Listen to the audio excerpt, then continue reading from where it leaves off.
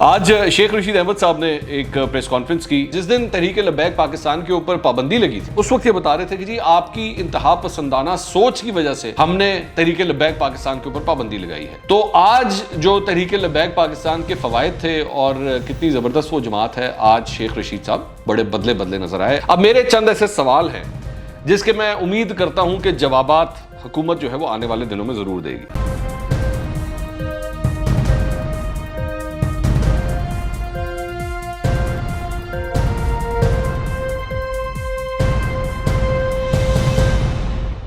السلام علیکم ناظرین, میں ہوں منصور علی خان. اپنے یوٹیوب چینل کے اوپر آپ کو خوش آمدید کہوں گا. سب سے پہلے آپ سے درخواست کے چینل کو سبسکرائب کرنا مت بھولیے گا اور بیل آئیکن ضرور پریس کیجیے گا. ویڈیو اگر آپ کو پسند آئے تو اسے شیئر کرنا مت بھولیے گا. آج شیخ رشید احمد صاحب نے ایک پریس کانفرنس کی اور اس پریس کانفرنس کا مقصد بیسکلی آپ کو یہ بتانا تھا کہ تحریک لبیک پاکستان کے ساتھ جو ڈیل ہوئی ہے, جو معاہدہ ہوا ہے, اس کے بعد ایکچولی اس کے نکات کیا ہیں. اچھا, شیخ صاحب ایک ظاہری بات ہے کلاسک پلیئر ہیں, سیاست کے حوالے سے ان کو ٹوسٹنگ کرنا بڑا خوبصورت طریقے سے آتا ہے اور ظاہری بات ہے اتنے امپورٹنٹ جگہ پہ ان کو ایویں تو نہیں بٹھایا ہوا, یہ ان کا کمال ہے جس کی وجہ سے ان کو وہاں پہ بٹھایا. جرنلسٹ نے کئی ان سے کویشچنس کیے, کچھ انہوں نے ویسے سٹیٹمنٹس دی, لیکن تھوڑا سا جلدی سے اگر میں صرف ایک سمری آپ کے سامنے پیش کر دوں کہ انہوں نے سٹیٹمنٹس بیسکلی دی کیا ہیں. انہوں نے کہا جی 733 لوگوں کو ہم نے گرفتار کیا تھا, ان میں سے 669 کو جو ہے وہ ایم پی او کے تحت چونکہ وہ گرفتاریاں تھیں تو ان کو ہم نے چھوڑ دیا ہے. اس کے ساتھ ساتھ انہوں نے کہا کہ جی 310 ایف آئی آریں جو ہے وہ کٹی ہوئی ہیں اور وہ قانونی معاملات کے ذریعے جو ہے وہ گزریں گی, وہ اپنا قانونی رستہ جو ہے پوری طرح اختیار کریں گی. اچھا, اس کے بعد انہوں نے بتایا کہ جی 30 گاڑیاں جو ہیں وہ جلائی گئی ہیں اور 5 گاڑیاں ان لوگوں نے واپس بھی کر دی ہیں. 4 کروڑ روپیہ جو ہے وہ پولیس اہلکاروں کے اندر جو ہے وہ ڈسٹریبیوٹ کیا جائے گا اور 12 لوگ جو ان کے پاس تھے پولیس کے اہلکار وہ 19 تاریخ کو ہی انہوں نے واپس کر دیے تھے.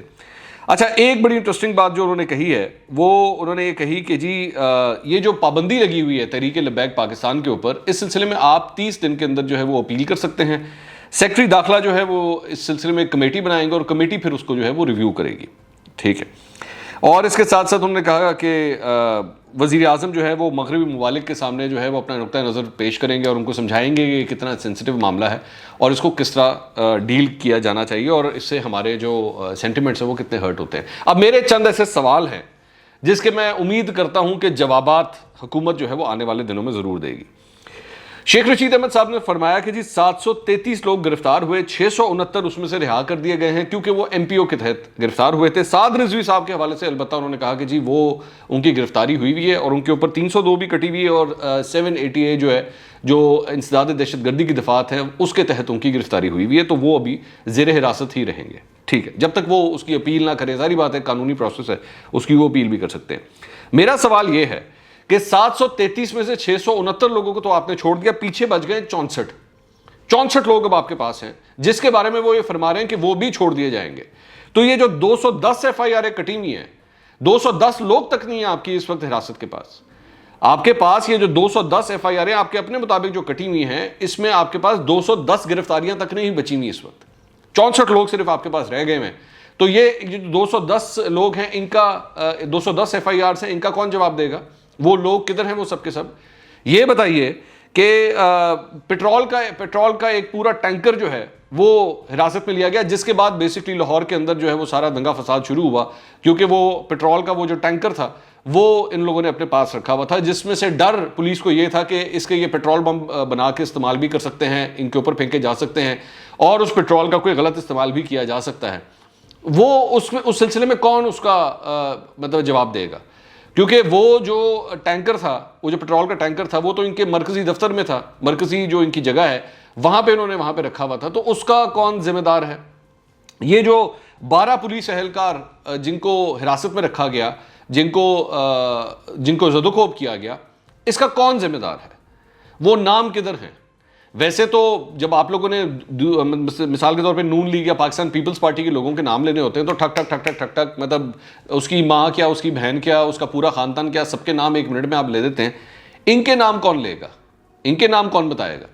اچھا, پھر اس کے بعد ایک اور بڑی انٹرسٹنگ بات یہ تھی کہ میں جس دن تحریک لبیک پاکستان کے اوپر پابندی لگی تھی تو ان کی میں نے شیخ رشید صاحب کی وہ پریس کانفرنس نکالی.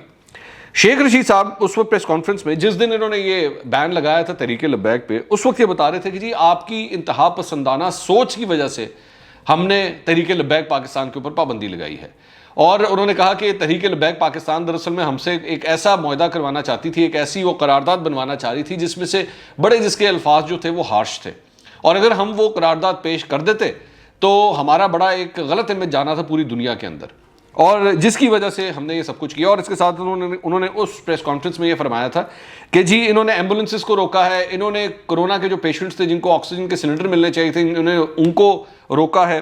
اس کے ساتھ ساتھ انہوں نے بتایا کہ جی 18 تاریخ کو جو ہے وہ اسلام آباد میں پولیس سے اسلحہ بھی چھینا گیا. یہ سارے واقعات ہوئے ہیں اور جس کی وجہ سے ہم ان کے اوپر بین لگا رہے ہیں. اور ان سے اس دوران انہوں نے یہ بھی سوال کیا تھا کہ جی کیا آپ کی ان کے ساتھ کوئی سیاست ہو سکتی ہے, تو یا آپ نے ماضی میں کی ہوئی ہے؟ تو انہوں نے کہا کہ میں نے تو کبھی بھی ان کے ساتھ سیاست نہیں کی, میں تو آج تک نہ خادم رضوی صاحب سے ملا ہوں, نہ میں سعد رضوی صاحب سے ملا ہوں, تو میری ان کے ساتھ کوئی سیاست نہیں ہو سکتی. لیکن آج شیخ رشید احمد صاحب تحریک لبیک پاکستان کے حوالے سے تعریفیں کرتے ہوئے یہ فرما رہے تھے کہ جناب یہ ایک پولیٹیکل پارٹی ہے, یہ ملک کی تیسری بڑی جماعت ہے, اور انہوں نے پنجاب کے اندر تیسری بڑی جماعت ہے, سندھ میں ان کے ایم پی ہیں. تو آج جو تحریک لبیک پاکستان کے فوائد تھے اور کتنی زبردست وہ جماعت ہے, آج شیخ رشید صاحب بڑے بدلے نظر آئے اپنے اس شیخ رشید صاحب کے موازنے میں جس دن انہوں نے ان کے اوپر پابندی لگائی تھی. اب ظاہری بات ہے اب ہوگا کیا, اب آگے کی ذرا یہ بھی بات کر لیں. تحریک لبیک پاکستان کے اوپر یہ جو پابندی لگائی گئی تھی اس کا انہوں نے آج پورا پروسیس بھی سمجھایا ہے, اور اس پروسیس کے اندر انہوں نے یہ فرمایا کہ جناب آپ نے بیسکلی 30 دن ہے آپ کے پاس اس پابندی کو ہٹوانے کے لیے, آپ اس کے اندر اپیل کریں, سیکرٹری داخلہ کے پاس یہ اپیل جائے گی, وہ کمیٹی بنا دیں گے اور وہ کمیٹی پھر فیصلہ کرے گی, اور اس طرح یہ اپیل جو ہے وہ منظور ہوگی تو تحریک لبیک پاکستان ایک دفعہ پھر سے بطور سیاسی جماعت جو ہے وہ ری ایکٹیویٹ ہو جائے گی, اور اس کے بعد وہ اپنی سیاست کر سکتے ہیں. اچھا, اس کا ایک اور ہنٹ جو ہے وہ کل علی محمد خان صاحب نے عادل شاہ زیب صاحب کے پروگرام کے اندر بھی دیا, جس میں انہوں نے ان سے سوال کیا کہ کیا یہ پابندی جو تحریک لبیک پاکستان پہ لگی ہوئی ہے کیا یہ ہٹ جائے گی, تو انہوں نے اس کا جواب دیا ہوپ فلی. تو علی محمد خان صاحب کی بات اور شیخ رشید احمد صاحب کی باتوں سے یہ تاثر ملتا ہے کہ غالباً اب حکومت نے یہ فیصلہ بھی کر لیا ہے کہ تحریک لبیک پاکستان کے اوپر سے یہ پابندی جو انہوں نے لگائی تھی وہ پابندی جو ہے وہ ہٹ جائے گی. سو بیسکلی جتنے لوگوں کی بیسکلی جو ایف آئی آرز کٹی تھی, 210 ایف آئی آر جو کٹی ہیں, ان کے پاس پوری گرفتاریاں تک نہیں ہیں ان لوگوں کی. جو انہوں نے پابندی لگائی تھی وہ پابندی بھی ختم ہونے جا رہی ہے, لگ اسی طرح رہا ہے کہ جس قسم کی باتیں ہو رہی ہیں. اور اس کے ساتھ ساتھ باقی یہ جو جتنا بھی نقصان ہوا اس پورے ملک میں, اس کے لیے ابھی تک جتنے لوگوں کو ان کو گرفتار کرنا چاہیے تھا, یا ریاست کے بارے میں جس کو یہ کہتے تھے کہ ریاست اپنی رٹ قائم کرے گی, وہ رٹ جو ہے وہ کہیں نہیں ہے, اور یہ معاملہ جو ہے وہ اب صرف دبانے کی کوشش ہو رہی ہے. جہاں تک اس قرارداد کا تعلق تھا, بڑے ہوشیاری کے ساتھ وہ قرارداد ایکچولی ایک پرائیویٹ ممبر کے ذریعے جو ہے وہ پیش کروائی گئی, حکومت نے اس کو پیش نہیں کیا. نون لیگ نے اس پہ یہ کہہ دیا کہ جناب آپ اس کے اوپر پورے ہاؤس کی ایک کمیٹی بنا دیں اور اس کو پھر بعد میں جا کے دیکھتے ہیں, جبکہ پاکستان پیپلز پارٹی نے جو ہے وہ ویسے ہی ابسٹین کیا, وہ ہاؤس کے اندر تشریف ہی نہیں لے کر آئے. انہوں نے کہا جناب یہ آپ کا معاملہ ہے, آپ جانیں اور آپ کا کام جانیں. انہوں نے کہا جناب اس آگ کے اندر ہمیں کیوں بلا وجہ جلاتے ہیں, ہمیں سائیڈ لینی پڑے گی تو بہتر ہے کہ ہم سائیڈ اس پہ نہ ہی لیں, تو چپ کر کے جو ہے وہ بیچ میں سے نکل جائیں. یہ ساری شیخ رشید احمد صاحب کی ایک مطلب اچھا سیاست انہوں نے کھیلی ہے. انہوں نے تحریک لبیک کو بھی جہاں پہ خوش کرنا تھا وہ بھی کر دیا, پاکستان تحریک انصاف کی حکومت کے لیے جو مشکلات آئی ہوئی تھی اس کو بھی انہوں نے ٹیکل کر لیا. لیکن ظاہری بات ہے ہمیں ان کی نظر آ رہا ہے کہ بیسکلی وہ چال کیا چل رہے ہیں. انہوں نے کوشش کی ہے کہ یہ جو آگ لگی ہوئی ہے اس کے اوپر کسی طرح پانی پھینکا جائے اور معاملہ جو ہے ختم کر دیا جائے. کیا معاملہ ختم ہو جائے گا مجھے نہیں لگتا.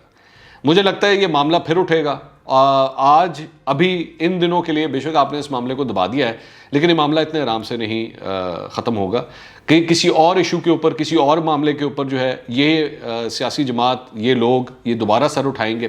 کیونکہ شیخ رشید احمد صاحب کی اگر وہ آپ دوسری پریس کانفرنس جو پہلے جس پہ انہوں نے پابندی لگائی تھی تحریک لبیک پہ, اگر آپ وہ اٹھا کے دیکھیں تو اس پہ وہ تحریک لبیک کے جو سوشل میڈیا ورکرز ہیں ان کے اوپر بھی کہہ رہے تھے کہ جناب آپ کیا سمجھتے ہیں سوشل میڈیا کے اوپر آپ یہ سب کچھ کر لیں گے, آپ 1 دن کر لیں گے, 2 دن کر لیں گے, اس کے بعد پھر کیا ہوگا.